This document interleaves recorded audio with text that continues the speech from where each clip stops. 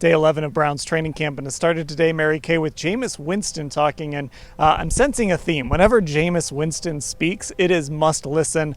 He was excellent again today, motivational speaker Jameis, and what really stood out was what he had to say about Deshaun Watson. It really did. Boy, after that, I was just ready to run through a wall for Jameis Winston. I don't even know what he said, but it was game on for me. But no, he really spoke very, very highly of Deshaun Watson. And the takeaway, the message was, there's no way that anybody could set the bar higher for Deshaun Watson than he sets it for himself. He's built for adversity. He's been through a ton of it from when he was young all the way up to now. And Jameis feels that even though we are scrutinizing every move of Deshaun Watson right now, that he will rise to the challenge. He's up to the occasion, and that he feels that he is poised to go out there and win a Super Bowl. Yeah, and Ashley, it just sort of speaks to me like this is part of what a backup quarterback's job is, and it just almost feels like maybe this is right place, right time for Jameis Winston to be here, sort of uplifting Deshaun, being additive to that quarterback room. Yeah, I think we've asked him questions about this. I think I wrote a story about this in the spring when Jameis first got here as well, and it's like, how did this guy who's former Heisman Trophy winner, former #1 overall pick, get to the point where he is a career backup quarterback and essentially happy with it? And he talked a little bit about that again today, and he just really seems to have embraced this role. He loves to uplift his teammates around him and be a motivator. I think it's really part of what he thinks now makes himself a special player still.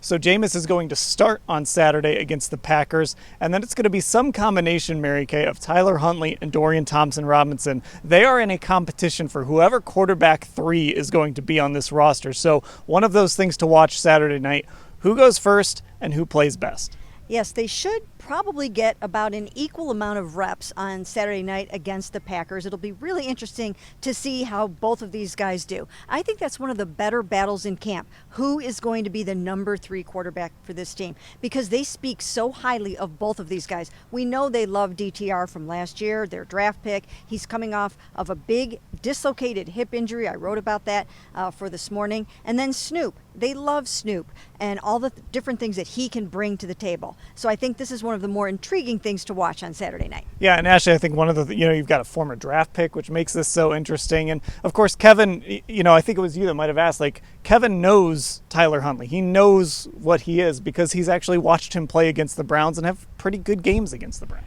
Yeah, most fans probably remember Tyler Huntley at this point. We talk about that 2021 game a lot. The Browns, of course, won that game at home, but that's when he replaced Lamar late because Lamar had an ankle injury. And I remember we were talking to Jadeveon Clowney at that game, and Jadeveon made the comment at the time that Snoop was running around so much they wished Lamar was back out on the field. So he's had some good moments against the Browns, even though the Browns have won in those games. There's definitely that history element of it there. But, man, right now, the way that we're watching Dorian Thompson-Robinson throw some dimes in these practices, I would be surprised if it's not him as that first man up behind Jameis Winston. Now, the best news of the day, Dante Foreman, who, of course, they took by helicopter to a hospital in Virginia when they were at the Greenbrier after he suffered an injury during kickoff return drills. He was back on the field, and Mary Kay, we all saw him get airlifted out of there. It was a scary moment. Obviously, the news pretty quickly after was that it was mostly precautionary, but still,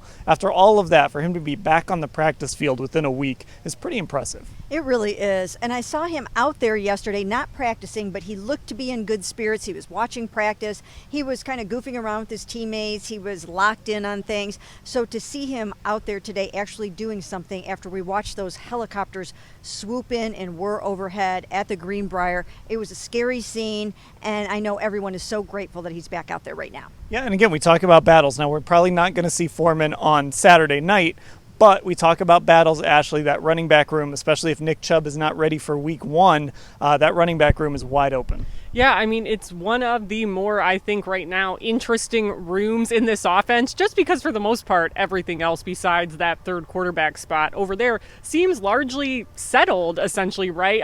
The bottom of the receiver chart is another one, but overall, that running back room I think is interesting. We've been talking about Dante Foreman as one of those guys who they think could fill more of that Kareem Hunt kind of role, so he's definitely going to be important.